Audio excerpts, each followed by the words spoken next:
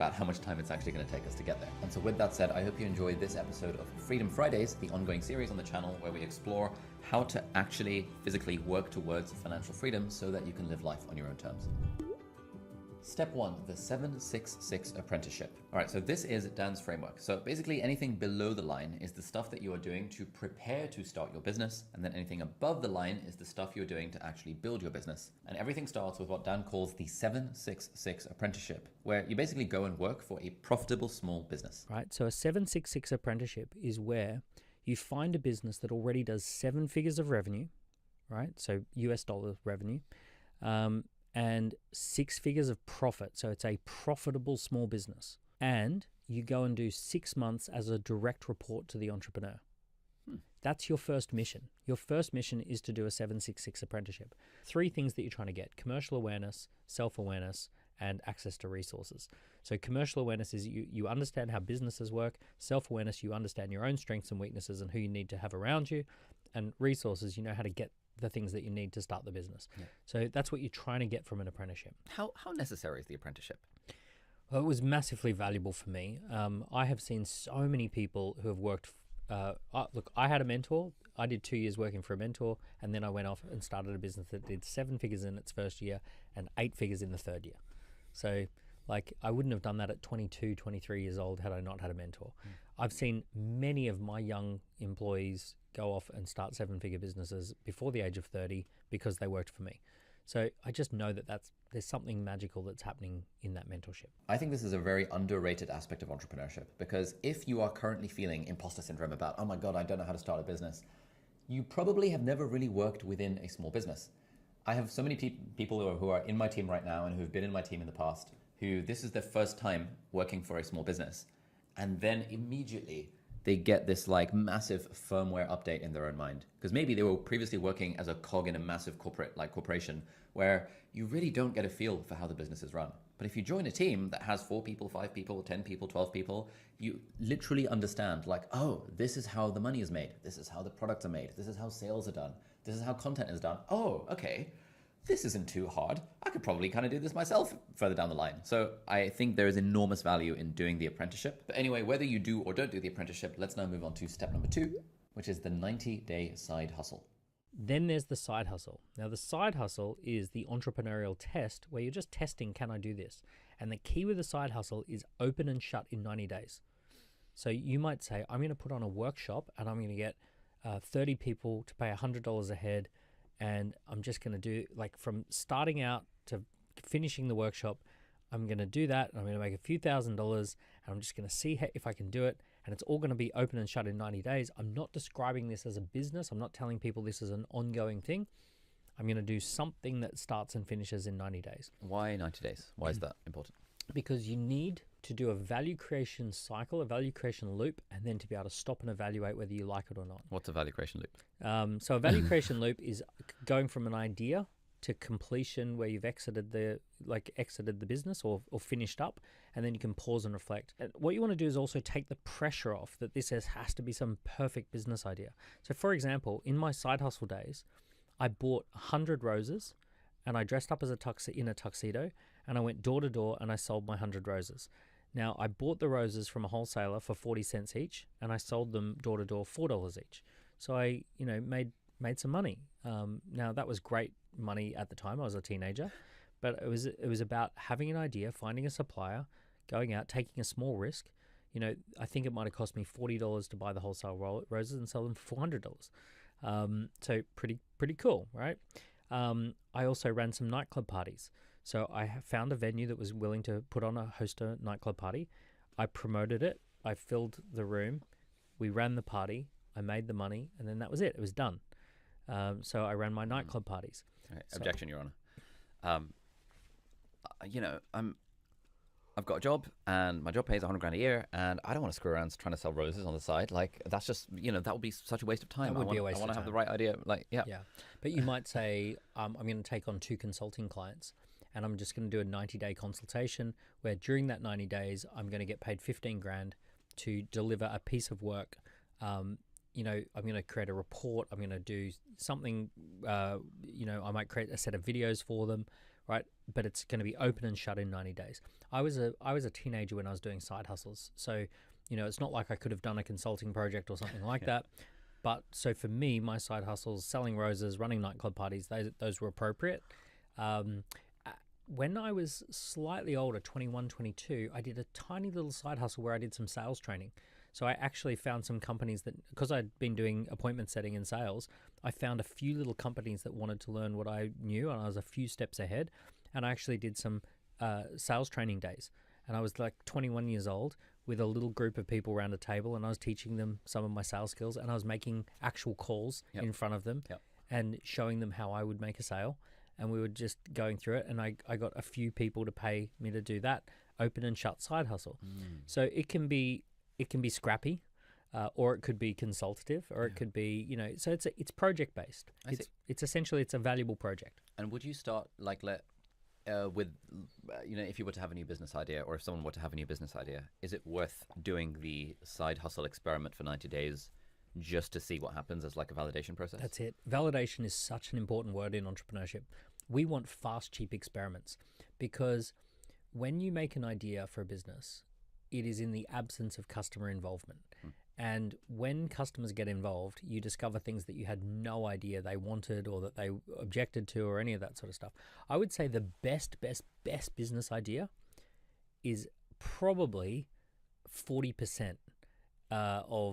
You probably get to 40% of your awareness of what a customer actually wants. Like, if you were to be the most unbelievably planned out person who really intimately knew the market, you probably know about 40% of the things that you need to know. And only through interacting with customers do you get the other 60%. So you have to do fast, cheap experiments.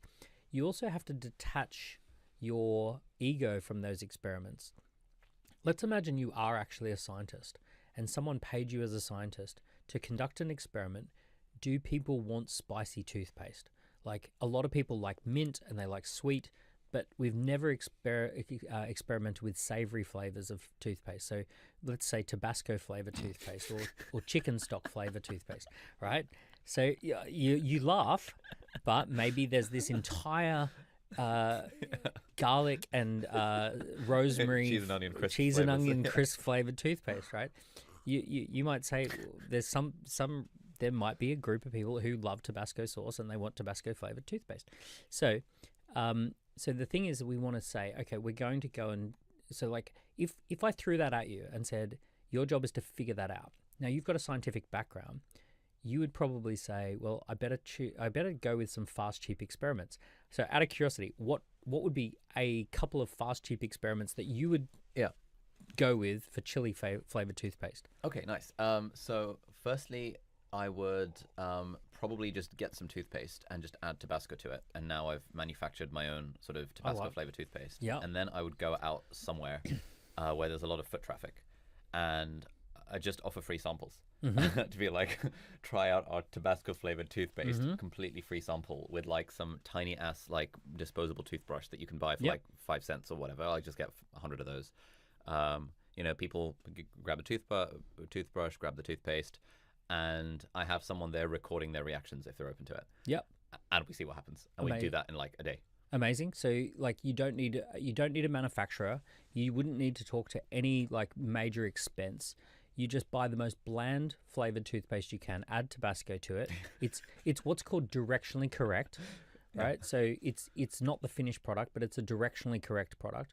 So you essentially go out on the street. Now, here's a question I've got for you. How many people would you have to survey for you to intuitively think you had some sort of statistical significance? Like, for example, if you surveyed 5 and 5 people said, I don't like it, would you immediately rule out after 5? No, I think 30 to 50 would be my rough. Yeah. So the truth, the numbers, the two numbers that work is 30 and 150. Okay, nice. So when dealing with population sizes, we can get our first sigma at about 30 samples, and then we can get our second sigma at 150 samples. And what we're talking about here is we can infer something from 30 samples, and we can infer a lot more from 150 samples, right? So for example, we might see if we got 30 people to brush their teeth with chili flavor, and 3 people liked it and said they'd be open to it, we say, about 10% of people are interested in this, right?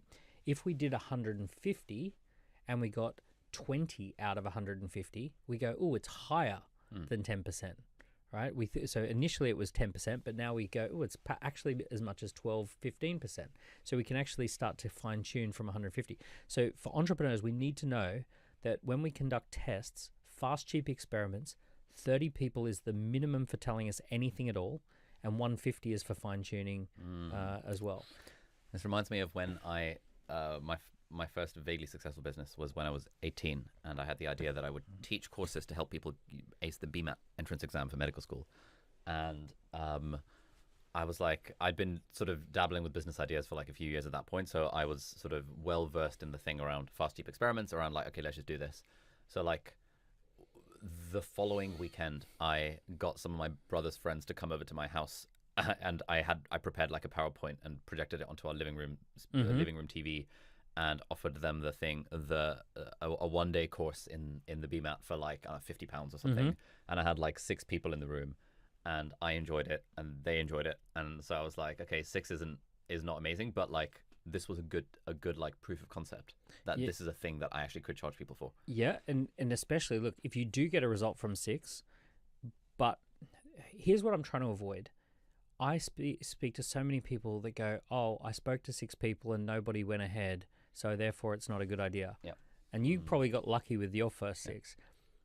But I really tell people, you don't know anything until you've spoken to 30.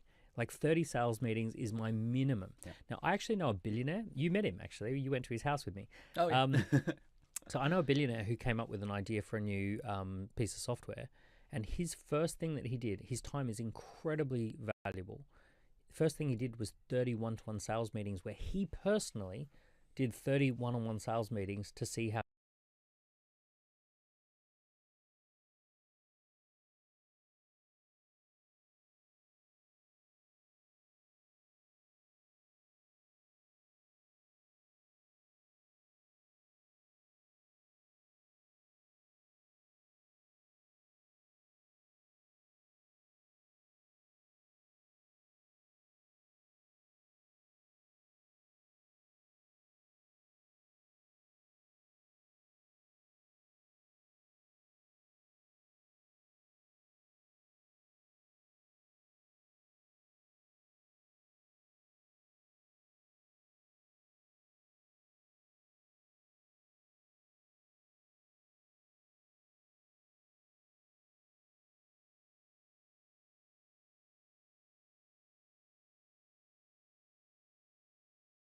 Today we're talking about writing killer scripts. The reason winning creators go viral so often is because of their script writing. You might have a great video idea, but how do you actually write a script with a compelling story that keeps people hooked the entire time? This is an art. I've analyzed hundreds of the top creators across every niche, and they all run the exact same script writing process. So in this video, I'm gonna break it all down. This is the proven 5-step framework for how to write killer scripts that keep viewers hooked. By the way, I'm Callaway. I've done over 1 billion views. I have 1 million followers, and this stuff is all I do all day long. All right, let's dive in. Now, before we get into the script writing framework, there is a critical first piece that you have to understand. And this alone will level up your script writing in a massive, massive way. Winning on social media is all about hacking human psychology. This is the game within the game. It is the most important building block in content. Now, content psychology really boils down to one single principle: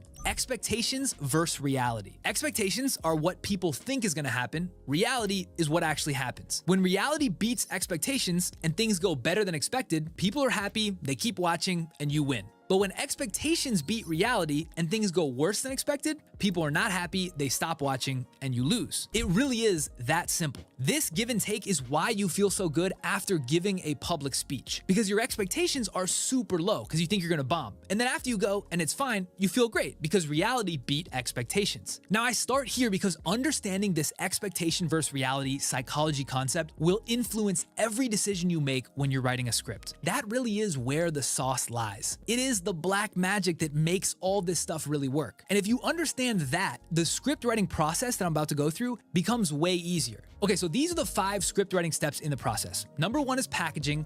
Number 2 is outline. Number 3 is intro. Number 4 is body. And number 5 is outro. I write every single script in this exact same order. Now let's take each one quickly and break down how to do it. Your job when you're writing the script is to make sure the first few lines of the intro confirm and ideally beat their expectations set by the title. This is called click confirmation. It's one of the most important principles to winning on YouTube. So if Mr. Beast has a title that says, I spent 100 hours inside the pyramids, then right away in the first sentence, and ideally the first intro, he's gonna show you and tell you that he's in the pyramids. This would meet expectations. Now to exceed expectations, he would also add on something like, I have unprecedented access to explore pieces that have never been explored before. And this takes base expectations, the pyramids, and then beats them, unprecedented access. This positive gap of reality beating expectations hooks the viewer. And it turns out this is exactly what Jimmy does in every single video. It's exactly what every winning creator does in every video. So before you write any script, you need to have your video packaging dialed so you know what to put in the intro to get this confirmation. And the packaging of the video is made up of the idea,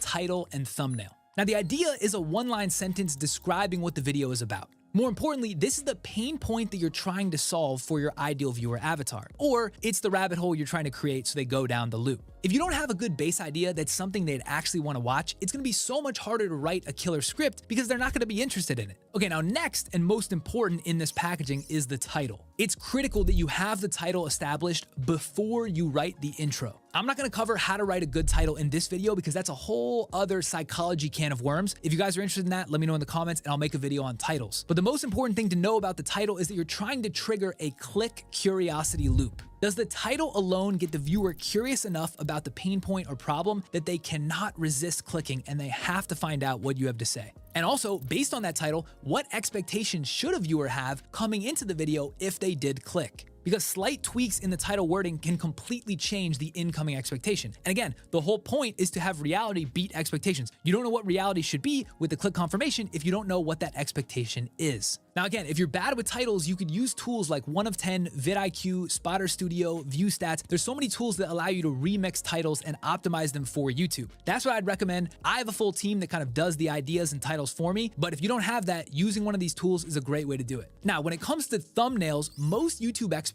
will demand that you have the title and thumbnail solved before you even start writing the script. But I don't agree with this. The title for sure, but I think it's okay if you have the thumbnail loose, but not really dialed. And that's because the creative process and back and forth that comes with the thumbnail can be a huge inhibitor to action, agency, and creativity when you're writing your script. If you have to wait and delay constantly because you're waiting for the thumbnail to write the script, it's just gonna slow you down. And so in my opinion, the title is a must. A loose thumbnail idea is fine. That will get dialed in over time. All right, let's move on to step 2 of the 5-step script writing process, which is outline. Now, before I start writing the actual script, I really like to have a bulleted outline on the page first. And this may seem counterintuitive. You'd think you'd do the intro first and then the outline and then the body. Why am I doing the outline before the intro? Well, my take is that anybody can learn how to write a compelling intro. It's just a few Lego bricks. I'm gonna go through it in a second. Once you know this formula, you can easily print the intro. So I know in the back of my mind that I can solve the intro. The real moat, the real sauce of videos that goes from good to great is having something actually unique, differentiated, and novel to say in the body of the video.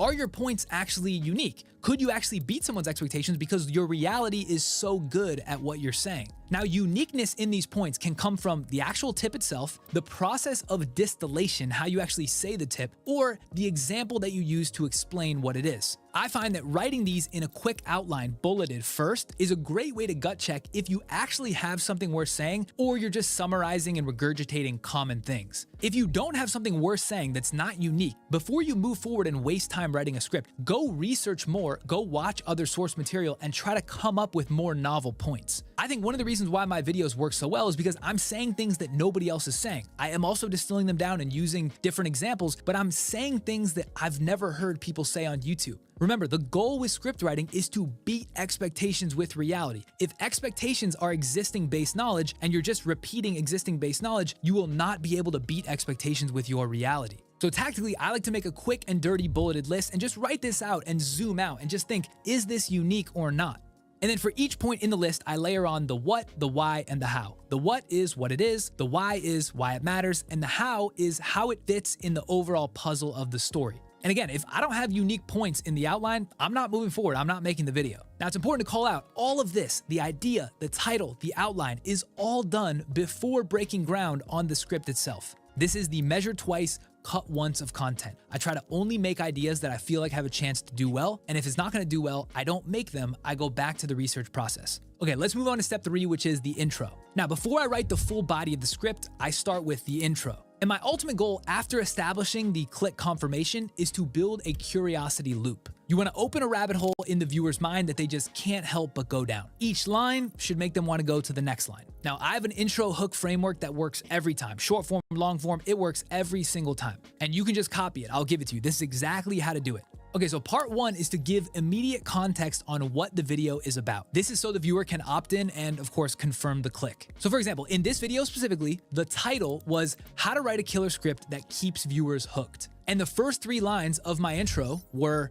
today we're talking about writing killer scripts. The reason winning creators go viral so often is because of their script writing. You might have a great video idea, but how do you actually write a script with a compelling story that keeps people hooked the entire time? So this was tailor-made to establish the context and immediately click confirm that the video is about script writing and keeping a viewer hooked. You want to start by bluntly stating this as quickly as possible. Okay, now part 2 is to establish the common take or belief. So what I like to do is establish the conventional belief on the topic. People will get more eager to listen when they feel like you're talking about something they care about. The easiest way to build this common ground is by restating the common belief, because chances are, if they struggle with this topic, they also know the common belief and that is their belief. So when you restate it, it helps connect in their mind that this is something they should care about. And it also helps set up the contrast, which is critical in part 3. So for the intro for this exact video, I said this is an art, and it's one of the hardest things to learn when you're starting out making videos. Again, I'm doing this because people want you to start out confirming the belief they already believe before you offer a way to change it. Now, the next part of the intro, which is critical, is building a contrarian take or contrarian approach against this common belief. And the only way to build that contrast between the two is actually to state the common belief. That's why you have to start there. Now, part 3, as I said, is by creating contrast by stating a contrarian approach. So you want to offer a contrarian take or perspective that contradicts that common belief. And this will stun them and hold them into needing to hear what you have to say. The best way to exceed their expectation at that EVR moment when they're first listening to the intro is by stating the common belief, but then that you have a contrarian approach that they may not have heard before. So in today's video, for the intro, I wrote this. But the good news is, there is a right answer. I've analyzed hundreds of the top creators across every niche, and they all run the exact same script writing process. This formula has driven hundreds of billions of views, and it works every single time. This is me contrasting against the common belief that script writing is art. I'm saying it's not, it's science. There is a formula, and I have it. Now, right away, I've nailed the click confirmation, and I've begun to raise their expectations of what they believe is possible in the video because I offer a different solution than what they've thought of before. Now, the last 2 steps can be done in either order, but you have to do 2 things. 1, establish proof for why they should trust your new approach, and 2, give them a plan, an ordered list, or steps for how you're gonna do it. So in today's video, I wrote this. So in this video, I'm gonna break it all down. This is the proven 5-step framework for how to write killer scripts that keep viewers hooked. By the way, I'm Callaway, I've done over 1 billion views, I have 1 million followers, and this stuff is all I do all day long. So in this case, I started with my plan and then I layered on the proof right at the end. By the end of this intro framework, and I'm telling you it works for every video, you have the viewer hook, line, and sinker. By the way, I know this is a lot to take in one shot. If you need help actually tactically doing this, I put together a free 5-day email series which kind of breaks down more of these advanced strategies in a much easier form to digest. It's called the Virality Blueprint. You can grab it at viralityblueprint.com. All right, step 4 in the script writing framework is the body of the script. And so what is actually happening in the viewer's brain right at this moment? As the viewer watches the intro, they're compiling all the previous knowledge they had on the topic, plus combining it with the promises that you're making in the intro. And their new expectation is that they're hoping they will learn something slightly different or better than what they already knew. So for example, if I'm making a video on storytelling and the title is How to Become a Master Storyteller, and the intro is I'm gonna share 6 new unprecedented things that will make you a master storyteller, then the viewer has a pretty high expectation because they're compiling their mental database of all the things they've learned about storytelling in the past. And they're using those as a baseline knowledge set for what they already know. And so their expectation is that one of my 6 things or all of my 6 things are going to be new, different, or better than what they currently know. That's how I would exceed their expectations. Now, at this exact moment, to really blow their expectations away, the first point in the body that I share, the first thing they hear after the intro, has to be amazing. It has to be so good that it blows their mind. That's how you really create this big gap between reality and expectations. And this is so critical because if your first point of the of your video repeats something they've already heard or is just not that compelling, immediately they will get disappointed and they will lose interest in the video. This is why when you watch a video that's just a generalized summary regurgitating things that you've already heard, you usually watch 1 or 2 points and then you bounce. Maybe you'll see the first point, not think it's good, scroll to the description, read the timestamps, see if there's anything unique, and then usually there isn't and you leave. And this is super common because creators usually don't take enough time to come up with unique, different, and better points in the body of their videos. If you really think about it, expectations are just the viewer's hope that they're gonna learn something new about the topic that they don't already know. This is the first time I've ever made a video like this. So in this video, you're gonna see the exact behind the scenes process of how I make a short form video. I go through researching, trying to find the interesting nugget, how to frame, and then literally write this script line by line and talk through why I'm writing what I'm writing. I think if you're trying to level up in short form video, this will be the best bang for buck, minute for minute video you could ever watch. A couple things. This is the first time I ever tried making something like this, so I recorded the whole thing in Riverside. I've got something funky going on with Riverside where every time I move, the video's blurry. You might hear a little bit of background noise in the audio. The video might be blurry. This is not the prim and proper, perfectly polished video. This is pure raw value. To give you the context, I have not researched this topic at all yet. I found this scrolling Twitter, a friend tagged me in it, I put it in my notes. I know there's something here, so I'm gonna make the video about this today, but I have not gone through it. I've not thought about the story lenses. I have not written any scripts. I don't even know really what it is yet. So I'm gonna walk through the process that I go through. Hopefully this is helpful. So this is the bit that I feel like is interesting. This company is called The Simulation. Now, maybe 6 to 12 months ago, I made a video, South Park for AI, or AI South Park. So this company created a way that you could just put these fake characters in this simulation world and create South Park episodes from scratch. They fed it a bunch of South Park assets. They built essentially the core nucleus of what's unique about what they built is this like AI simulation engine where the characters kind of interact on their own. Very cool. That video went super viral. That's how I know there's something here. Now, what they launched is, okay, announcing showrunner, we believe the future is a mix of game and movie. In our TED Talk last year, we previewed how simulations and shows could work together as pioneers in AI agent simulations. So I didn't watch their TED Talk from last year, and this is the process I actually go through. So I want to show you this process. Make AI TV shows and episodes with showrunner, introducing the first slate. So these are all shows that they made using AI. So Exit Valley, let's just see what this is. Meat bags. Gather around, little ones. Tonight, I recount the legend of Silicon Valley, a distant land that it will help but wonder. So all this was created with AI. That's pretty insane. So basically this company is creating these AI shows. That's what showrunner is. Now let's go back to the original tweet. In our TED Talk, we previewed how simulations would work. With showrunner, you'll be able to watch and direct stories from simulations like San Francisco, Neo Tokyo. Generating TV shows at home should be as simple as browsing Netflix. The Netflix of AI isn't about passive entertainment. After the South Park episodes, almost every studio in Hollywood reached out and we're exploring with them this idea of interactive TV shows where fans can make new episodes with revenue back. Damn, that'd be insane. That would be insane. So basically what they're saying here is like, let's say you love South Park, they would cut a deal where anyone could use their AI technology to create they'd give any user the opportunity to create a new episode of South Park that had never been created using AI that would be generated in the South Park style, and the revenue would flow back to the South Park creators in some way. That would be insane. We're nothing to announce yet, but what we're seeing is that Hollywood is excited to explore a world where some episodes of popular shows are made by fans so long as revenue and credits make sense. The below image is never going to happen. Okay, that's really interesting. Today, though, we're focused on showrunner originals powered by simulations like San Francisco. When you're absorbing this, it's like, what is this? Like, this is a crazy, like, there's something interesting here. There's a seed of interesting here, but I have no clue, like, really what this is yet. I don't even know if this video will be interesting because, like, it does take some time for me to be able to be like, what's the there? And here's how I know there's something here. You can look at the views of this tweet. It's 264,000 is actually not that great. But if you go to this original account, it doesn't even have that many followers. Now, this was the original one that I made a video on, 8 million. This is like, we simulated South Park. This is a much easier concept to grasp. So in order for me to make this go viral, I'm gonna have to simplify this way down. Like all this nonsense, I'm reading this thread, I don't even know what this is. I'm gonna have to simplify this way down. So we're announcing 10 shows tied to simulations, but we want you to use showrunner to make new shows set in San Francisco. So this is what often happens, right? So I'll see the core release, and if it's not super simple, I have to find other people that have already written about it, that have maybe interviewed the founder, that can basically take something super complex, simplify it a little bit, then let me simplify it more. So this is a piece written on Forbes about this. So let's see what this is. So before I read this, what I think is happening here is their Sim Francisco is like this 1 million person simulation that's made up of AI characters that's running around San Francisco. They created that as the nucleus. And then all of these different shows they're launching are adaptations of the interactions that are happening between these AI characters in San Francisco. So those have nothing to do with these actual IP, like the actual shows like South Park or whatever.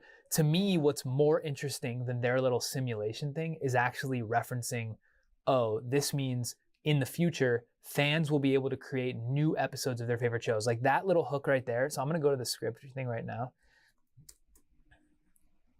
But here's what is really crazy. Simulate. Fable is trying to allow fans to create their own episodes of their favorite shows. South Park. Let's go back to this map so we can reference the right shows. So I'm going to use this map as an image. South Park, Pokemon, Rick and Morty. South Park, Pokemon, Rick and Morty. Imagine a world where you and your friends get to generate a new final episode. Infinite possibilities. We might delete some of this, but this is kind of what happens, right? So in the midst of my research, I'll get inspired. I'll write these lines down. We're going to have to pick and piece these and split them around. So this is kind of like the middle part, I would say. Usually I like to start with the beginning and end, but this is just what came to me. Imagine a world where you and your friends get to generate a new final episode, infinite possibilities.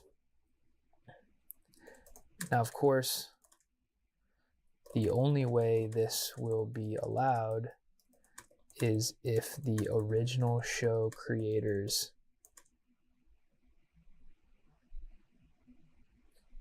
give the go ahead, and they'll only do that if they get paid from these new episodes.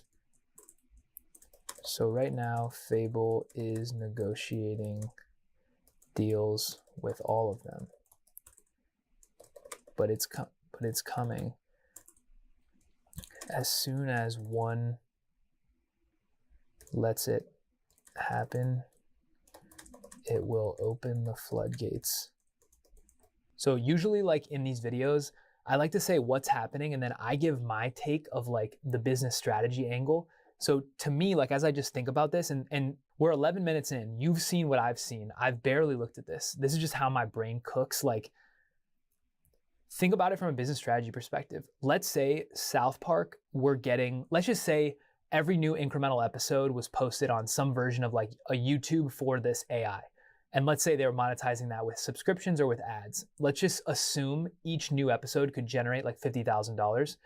And the licensing deal they worked out is that for every new episode, South Park got 50% of that revenue. What that means is that by South Park okaying this like AI engine of unlimited AI episodes, they're just gonna print 25K on every new episode. And like the ones that are super popular will get more views, more ad dollars, they'll make more. So like if you think about it from a business strategy perspective, the only reason why South Park wouldn't do this or like a show wouldn't do this is if they're worried that the thousands of other episodes are either gonna be better than their own and take attention away from the core product, or it will dilute the brand value because you have all these like shitty versions out there. But if that's all aggregated on this other kind of like fan-based platform, it's a no-brainer to me. The way like Mr. Beast is famous for this, the way real good creators think about it is like, You want your brand IP to be an echo chamber on the internet. As many touch points as you can get, as many people clipping your podcast as possible, even if you're not getting paid on those views, it just creates this like echo around your brand and grows the whole pool bigger. So if you're South Park, you're already really big and you're already monetizing, but if you can A, get free money with no extra work, B, create this huge echo, and C, let fans dive deeper into the character IP you've already built with these like interesting storylines, this could be a way for you to find new talent of like new showrunners, new story. Oh, that's probably why they call it showrunner. This would be a way for you to find new talent of like new writers. You know, you build the fan pool bigger. So to me, like, this is very cool. It's not as though these shows are going to be on a TV network. Maybe South Park could run a competition where it's like, yo, we have a season, there's 11 episodes, we're going to let the fans make the 12th episode. It can be a competition. Anyone who makes the 12th episode can submit it. The one that wins is going to get run on real TV. They can, like, there's just so many cool things that you can do here. And I don't see a negative other than a potential brand dilution effect. But again, that's not really real. That's all in your head. It's actually an amplification. So that's like the essence of me just coming up with that framing is what, back to the video, that's what I want to put here. We'll see if there's like enough room. So I would say something like, so this is kind of like the what is it, or like the explanation. So we still need the hook, we still need the ending, but like the second middle is probably going to be something like, here's what's really crazy. Fable's trying to allow fans to create their own episodes of their favorite shows. South Park, Pokemon, Rick and Morty. Imagine a world where you and your friends get to generate your own episode. You and your friends get to generate your own episodes from scratch. Just with your own episodes. Infinite possibilities. Just from text prompts. Now, of course, the only way this will be allowed is if the original show creators give the go-ahead. And they'll only do that if they're getting paid from these new episodes. If they're getting a revenue split from these new episodes. So right now, Fable is negotiating deals with all of them. But it's coming. As soon as one show creator lets it happen, it will open the floodgates. And if you think about it, so this is where I'll put the business part. And if you think about it, it's a win-win for the IP holders. Imagine, and this is gonna be like too wordy, so I'm gonna have to cut it. I'm gonna have to do like a revision part to cut it down. But so we're 15 minutes in so far. This process, usually when I'm not like voicing it over, takes me maybe 20 to 40 minutes, depending on how complex it is and like how much I have to close the gap on the knowledge. But if you think about it, it's a win-win for the IP. It's a win-win for the original show creators. Imagine a world where Fable creates a Netflix-style streaming platform just for fan episodes. Every new episode, the show creator does no work and gets paid some of the ad revenue. This deepens fandom and creates a bigger cult following for the characters. The only downside would be if you think the AI episodes dilute the brand, but if all new episodes are contained on a new AI Netflix, you still own the premium distribution. Okay, maybe there's something there. I don't know if that's great, but let's read this article quickly. Oh, it's called The Simulation, formerly Fable Studio.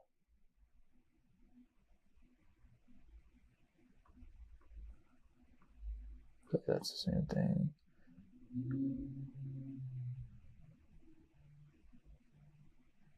Watch an episode or make an episode.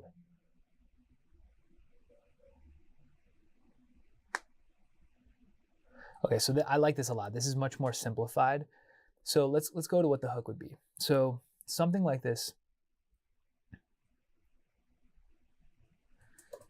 This company is building the AI version of Netflix. where users can create their own episodes. This company is building. So what I like to do in the intro is I like to make it rhythmically very punchy. This company is building the AI version of Netflix. That's good.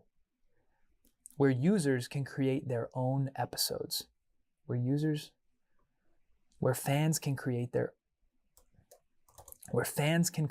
own episodes.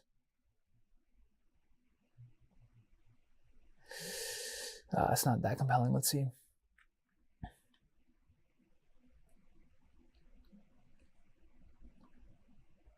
Let's go back to that. The company is called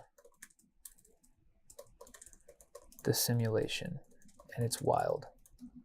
So this is where I want to tie in. Because I know the video I made before went viral, I want to tie that in here because I think by showing it, it gives social proof and social credibility to this video. This company is building the AI version of Netflix, where fans can create their own episodes. In minutes, maybe? Where fans can create their own episodes. It's crazy. It's crazy. The company's called, and okay, so here's a good example, right? I had the company's called The Simulation, and I had It's Wild. I changed that, put It's Crazy. Why am I doing that? Think of each sentence as like a beat. In a song, well, I guess a song's a bad example because you have like consistent beats, but like I say this a lot, but like when you're writing these videos, it's kind of like a dance. You don't want every beat, every sound, every beat, every instrument to be on the same cadence. So it is like a song, I guess. Like the drums are, you might have a hi-hat that's like eighth notes. You might have a bass guitar that's like dum, dum, dum, dum, dum, like different note lengths.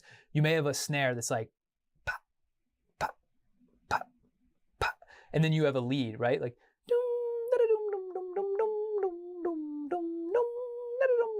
right? So like that's how you make a song. You stack those and it creates this like really interesting syncopation effect. Same thing with this. So I can't have all the sentences be like punchy and short, but like 6 words long because I need to dance in and out of it to make it more soothing. This company is building the AI version of Netflix where fans can create their own episodes. It's crazy. So like that little it's crazy just gives me a little like, it's like when you're swimming, you're like stroke, stroke, stroke. Like that breath is like real quick. If you actually think about most sports, most music, most art, it's dancing between like different lengths or styles of things. So it's important to get, I find the third or fourth line to have like a real short 2 or 3 word thing to just like kind of tee up the next section. This company's building the AI version of Netflix where fans will create their own episodes. It's crazy.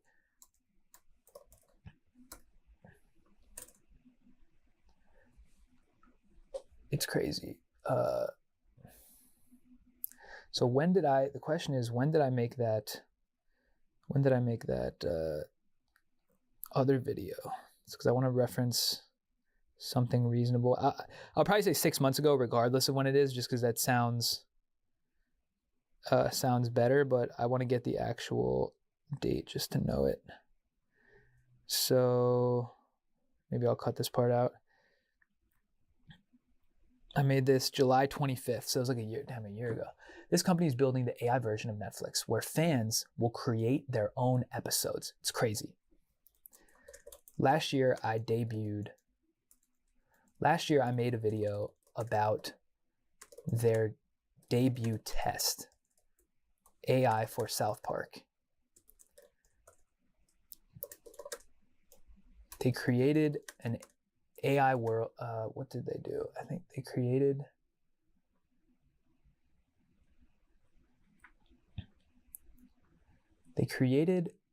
a generator. No, that's too complex. You always got to try to simplify down the language. If I say they created a generator, it's like, why am I using that extra complex word? This company is building the AI version of Netflix, where fans will create their own episodes. It's crazy. Last year I made a video about their debut, about their prototype. Just to get approvals. Well, bad news for people who about love their bad prototype. News. With Loom video messaging, last year I made a we video can finally unstuck about ourselves. I want to say like prototype research paper. Last year I made a video about their prototype. AI for South Park AI. Prototype, South Park AI. They created this AI platform that generated new South Park episodes, all based from text. It auto-created the characters, the scenes, the plots, the voices, everything. And that video went nuclear. Well, now they're back, and their platform, Showrunner, is ready to go to the next level. Nah, that's kind of like lame, but this company, so you can already see, like, I try to have these be like one page, a little bit more than one page. We're already half through the page, and I haven't even got to what it is. So this is way too long of a setup. This company is building the AI version of Netflix, where fans are going to create their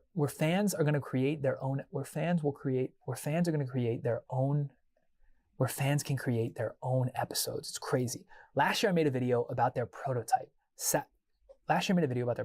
Using South Park.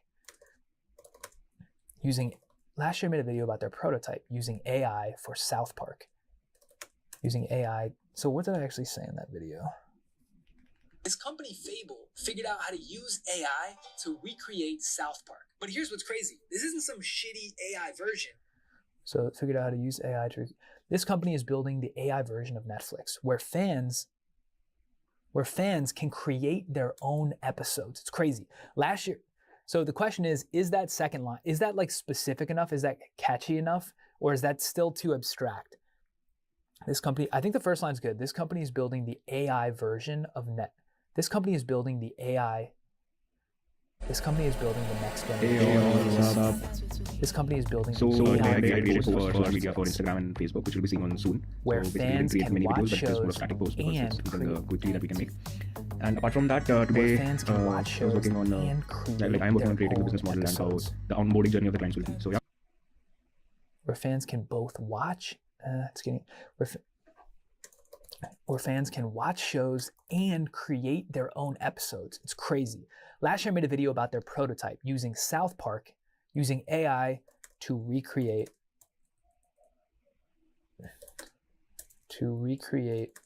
South Park.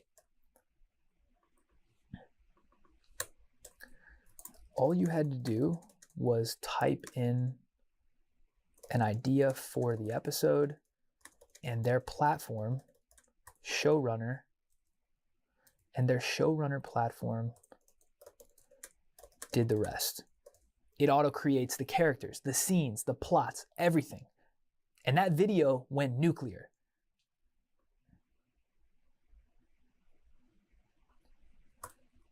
So big that every studio in Hollywood reached out to them. Auto-created the characters, the scenes, the plots, everything. And that video went nuclear. So nuclear that every studio in Hollywood, every movie studio in Hollywood reached out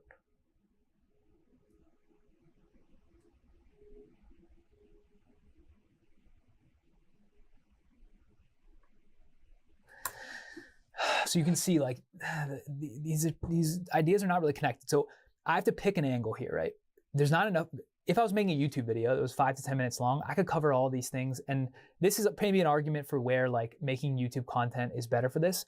With a short, I only have 60 to 90, I only have 90 seconds. And I don't like editing the longest ones, so I only have 60 seconds. I can't take the angle of like, here's what it did before. Remember this? Here's what they're doing now. They're gonna have their own shows. They're gonna have new shows. They're gonna have IP license deals with shows in Hollywood. You're gonna be able to make your own like there's just too many ideas to cover in 60 seconds. So the best videos create one common plot line and just hammer it. There's gonna be a lot of extra questions, but that is what it is. You can't answer everything in these shorts. So here, the plot line that I think will work the best is by teeing up the AI for South Park and then talking about them doing deals with the big shows so that fans could create new episodes. To me, that's like the most important thing, the most viral thing. I'm not going to cover anything else. So their own shows, maybe I'll mention one line of it at the end, but probably not. So that's just a helpful like little guidance for how I think about this. Let's refuel. This company is building the AI version of Netflix, where fans can watch shows and create their own episodes. It's crazy. Last year I made a video about their prototype platform using AI to recreate South Park. All you have to do is type in an idea for the episode, and their showrunner last year I made a video about their prototype using AI to recreate South Park.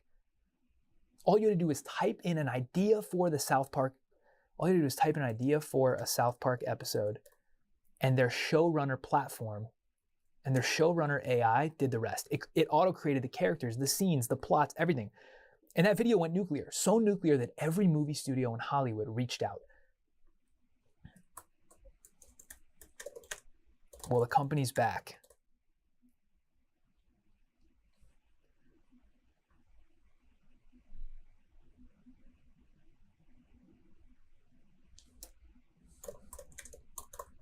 Well, they're back with 10. So this is where the money's made, right? I need to figure out how to connect these two ideas. So nuclear that every movie studio in Hollywood reached out. Every movie studio in Hollywood reached out trying to do a deal.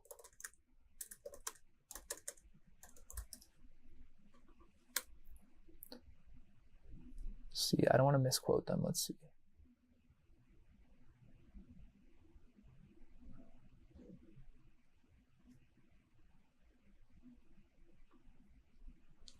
And now they're working on interactive TV shows.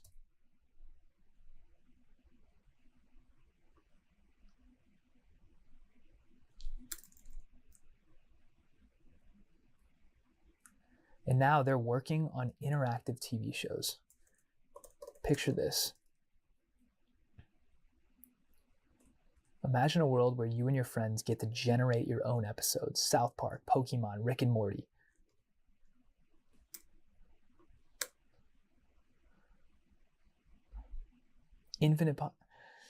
Let's see, so maybe this works, maybe it doesn't. This company is building the AI version of Netflix, where fans can watch shows and create their own episodes. It's crazy.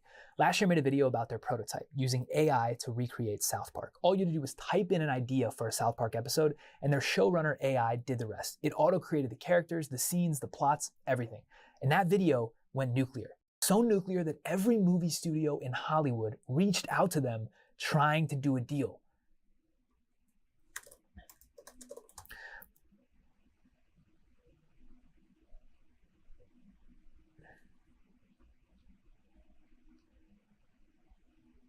So basically, the original tweet is kind of like, here's what we think could work with studios, but like we're trying to announce showrunner originals. I don't think anyone gives a shit about showrunner originals, if I'm being honest.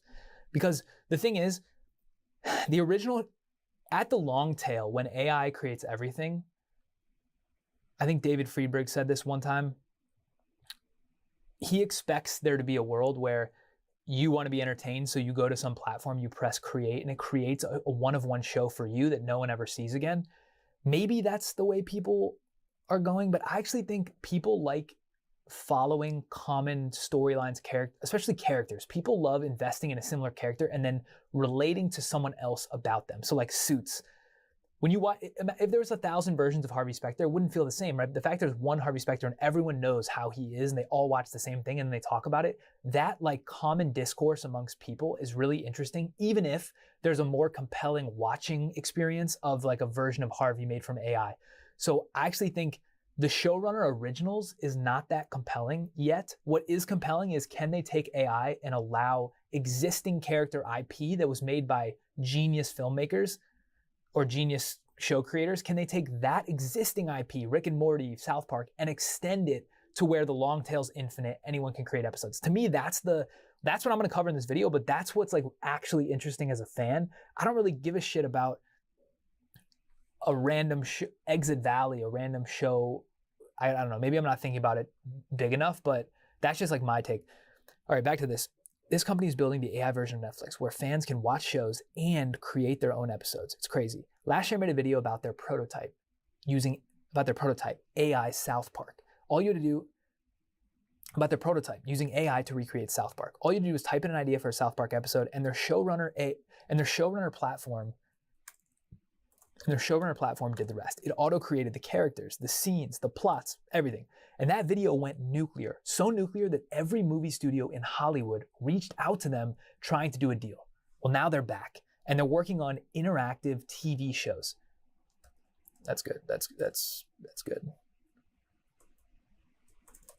Well, now they're back, and they're working on interactive TV shows. Picture this. Picture this. Picture this. You and your friends. Picture this. Imagine a world. Well, now they're back, and they're working on interactive TV shows. Picture this. Imagine a world where you and your friends get to generate your own episodes. South Park, Pokemon, Rick and Morty, infinite possibilities.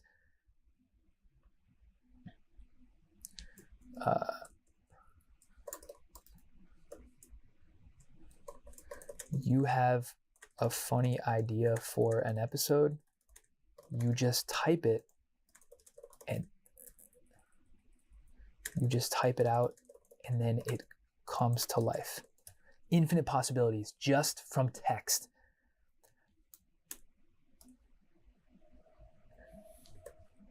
Now, of course, the only way this will be allowed is if the original show creators give the go-ahead.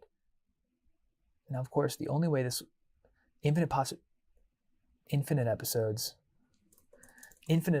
infinite scenes, infinite episodes just from text. Now, of course, the only way this will be allowed is if the original show creators give the go-ahead. And they'll only do that if they're getting a revenue split from this new AI TV platform.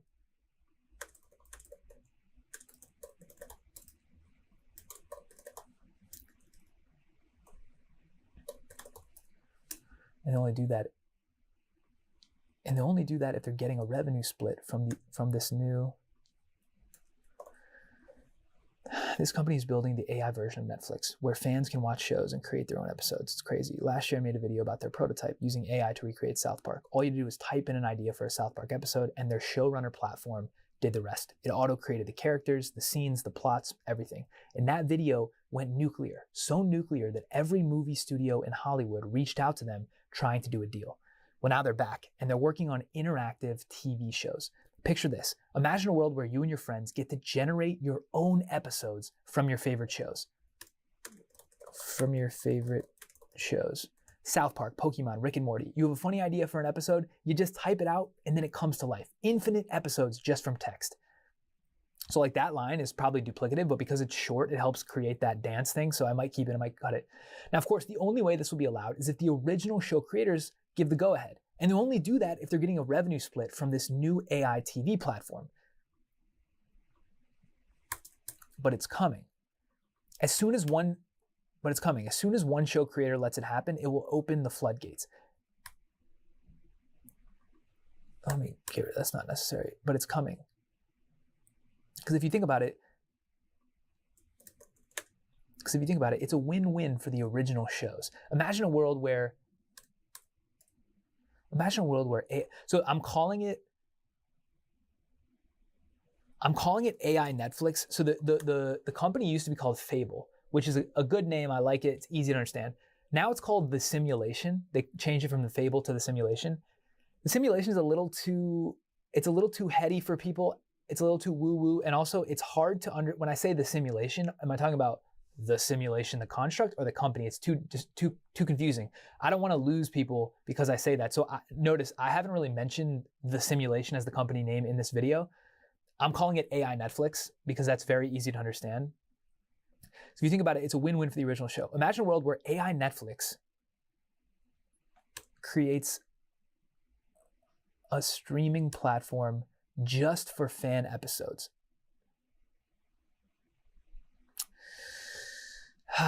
It's getting long. We're getting long. We need to start cutting.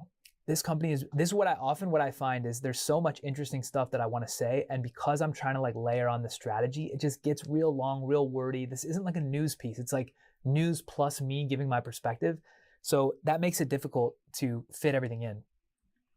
This company is building the AI version of Netflix where fans can watch shows and create their own episodes. It's crazy. Last year, I made a video about their prototype using AI to recreate South Park. All you do is type in an idea for a South Park episode, and their showrunner platform did the rest. It auto-created the characters, the scenes, the plots, everything. And that video went nuclear. So nuclear that every movie studio in Hollywood reached out to them trying to do a deal.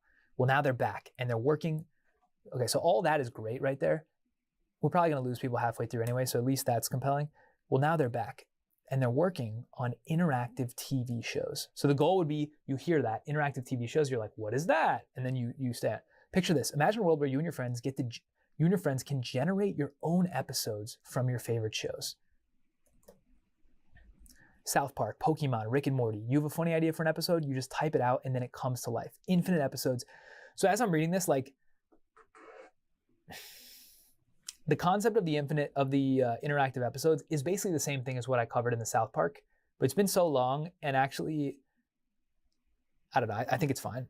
It's basically like saying, last year I made a video where you could make any episode of South Park. Now they're back, and you can make any episode of any show, like South Park. Like, it's kind of the same exact thing, but imagine a world where you and your friends can generate your own episodes from your favorite shows. South Park, Pokemon, Rick and Morty. You have a funny idea for an episode, you just type it out, and then it comes to life. Infinite episodes just from text. Now, of course, the only way this will be allowed is if the original show creators give the go-ahead. And they'll only do that if they're getting a revenue split from this new AI Netflix. Platform. But it's coming. Because if you think about it, it's a win-win for the original show. Imagine a world where AI Netflix creates a streaming platform just for fan episodes.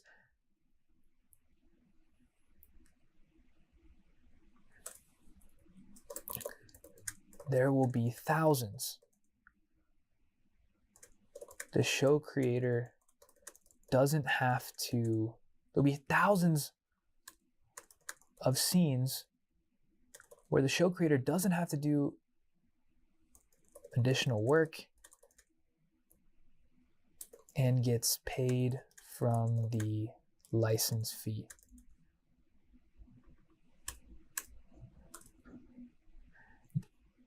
This deepens fandom and creates a bigger cult following for the characters.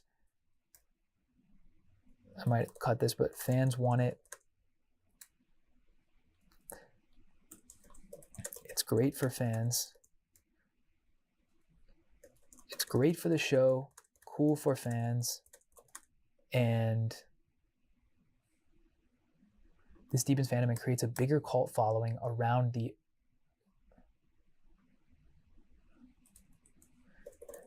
Think of it like an IP booster. The only downside would be if you think the AI episodes dilute the brand. I think the AI episodes could dilute the brand, but if all new episodes are contained on a new AI Netflix platform, you still own the premium distribution.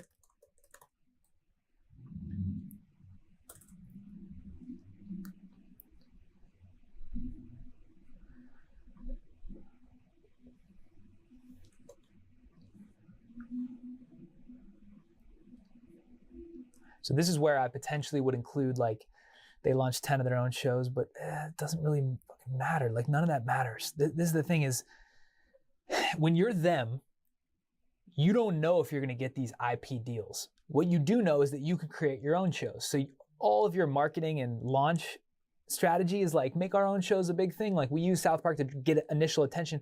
Here's the thing. Their own shows don't matter. No one cares about their own shows, because if they can make random shows off nothing, everyone's going to make random shows off nothing, and their shows are going to have no, this is what I was saying before, their shows are not going to have like the accumulation of character IP in the way that some of these existing shows do. So instead, they should just be the rails. Just be the rails for these other, and I know why they're doing it, because strategically you don't want to put all your eggs in the get these licenses basket, because then you have no leverage. But yeah, like Exit Valley, no one's watching Exit Valley. Instead, I'd rather watch South Park talk about Silicon Valley, because I already like those characters. I kind of like have those embedded in me. Let's just go to see what this guy said, just to make sure we're not missing anything. It's the Netflix of AI. Watch an episode or make an episode.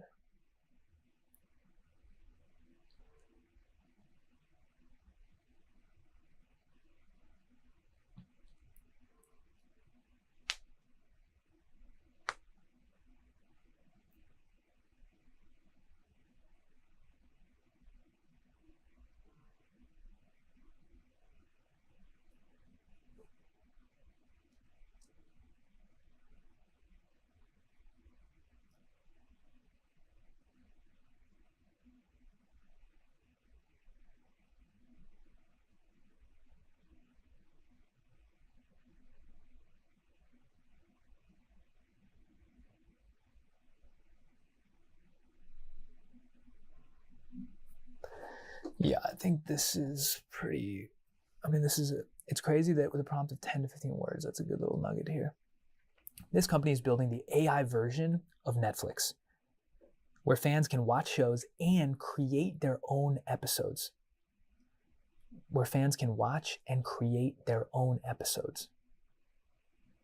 It's crazy. Last year I made a video about their prototype using AI to recreate South Park. All you do is type in an idea for a South Park episode, and their showrunner platform did the rest. It auto-created the characters, the scenes, the plots, everything. And that video went nuclear, so nuclear that every movie studio in Hollywood reached out to them trying to do a deal. Well, now they're back, and they're working on interactive TV shows. Picture this. Imagine a world where you and your friends can generate your own episodes from your favorite shows. South Park, Pokemon, Rick and Morty. You have a funny idea for an episode, you just type it out, and then it comes to life. Infinite episodes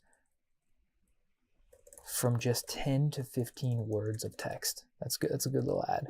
Now, of course, the only way this will be allowed is if the original show creators give the go-ahead. And they'll only do that if they're getting a revenue split from this new AI Netflix. But it's coming. Because if you think about it, it's a win-win for the original show. Imagine a world where AI Netflix AI Netflix is a platform just for fan episodes. So this is, like, in my head, I know that this is not what they're going for. They don't want promotion on the AI Netflix side of it. They want promotion on the fact that you can generate any new episode from scratch. I just know that's not going to resonate. So whatever, I'm going to go with what I think works. It's a win-win for the original show. Imagine a world where AI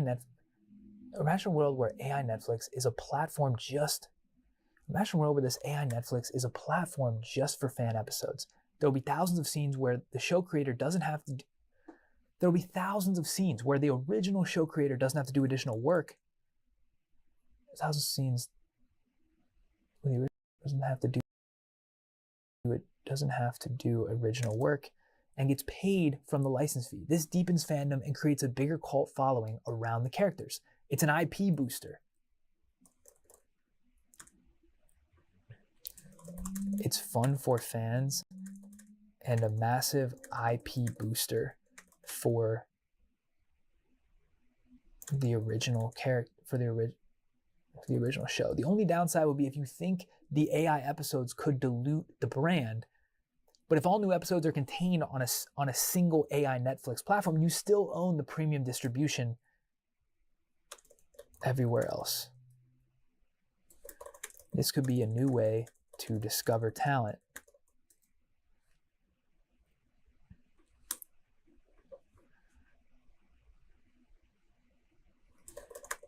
This is going to be massive. And I think actually helps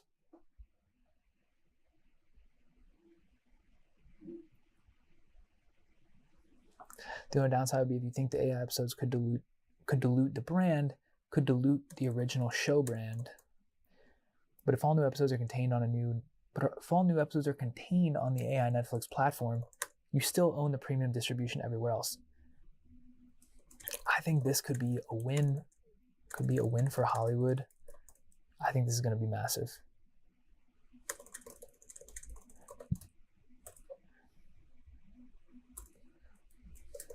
There's so much more here, including Fable. I'm just going to call it Fable. Fuck it. I'm just going to call it Fable.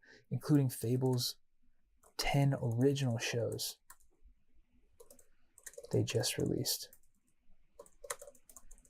This is going to be massive. and completely change the animated show industry. I don't know.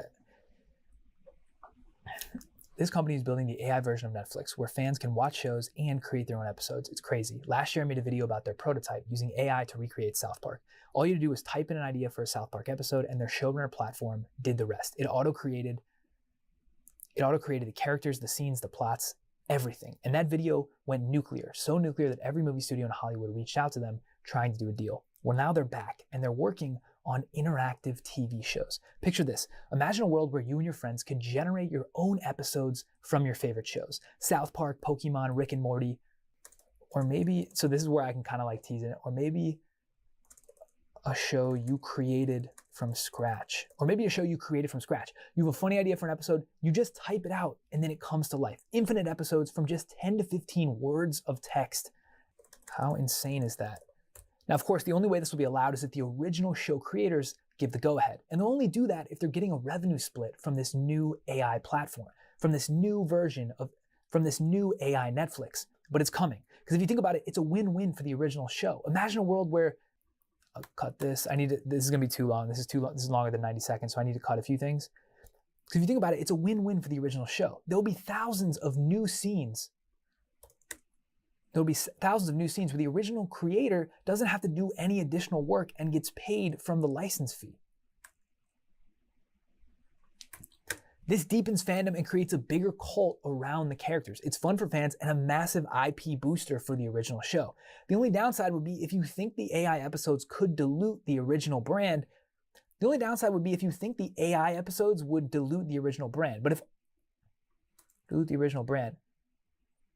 if they're all contained on one AI Netflix platform,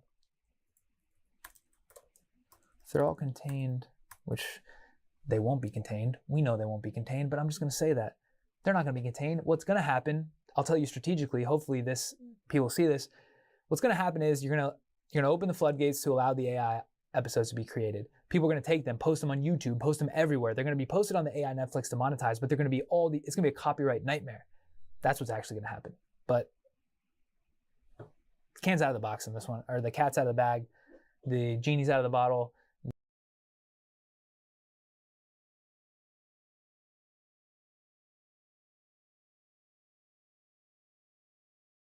The jack is out of the box, whatever you want to say, this is coming either way. The only downside would be if you think the AI episodes could do with the original brand, but if all new episodes are contained on, the only downside would be if you think the AI episodes would dilute the original brand, but if all new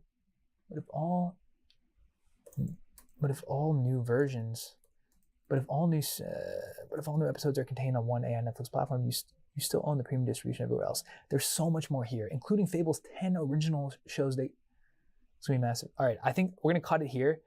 50 minutes. This is the process, right? So like, I'm probably gonna tweak this a little bit more and then I'm gonna make the video today. I'm gonna post it. I'm gonna include this either as a standalone YouTube video or as part of my like weekly vlog. And I will play the real video that I ended up creating from this after. I'll play it right now so you can see it. This company's building the AI version of Netflix. Now, last year, I made a video about their prototype using AI to recreate South Park. All you had to do is type in an idea for a South Park episode and their showrunner platform will do the rest. It auto-created the characters, the scenes, the plots, the voices, everything. And that video went nuclear. So nuclear that every movie studio in Hollywood reached out to them trying to make a deal. Well, now they're back and they're working on interactive TV shows. Picture this, you and your friends could generate your own episodes of your favorite shows. South Park, Pokemon, Rick and Morty, or maybe even a show you created from scratch. If you have a funny idea, you just type it out and then it comes to life. Infinite episodes with just 10 to 15 words of text. How insane is that? Now, of course, the only way this will be allowed is if the original show creators give the go-ahead. And they'll only do that if they're getting a revenue split from this new showrunner platform. But I promise you, it's coming. Because if you think about it, it's a win-win for the original show. There will be thousands of new episodes created by fans where the original creators just get paid passively from the license. It's fun for fans to do and a massive IP booster for the original show. The only downside will be if you think the AI episodes would dilute the original brand. But if all new episodes are contained on one AI Netflix platform, then you still own premium distribution everywhere else. To me, this is gonna be massive and could completely change Hollywood.